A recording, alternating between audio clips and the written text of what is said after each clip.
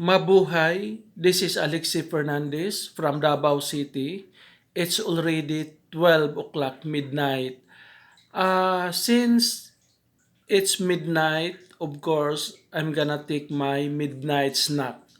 I have coffee in Poto. This one.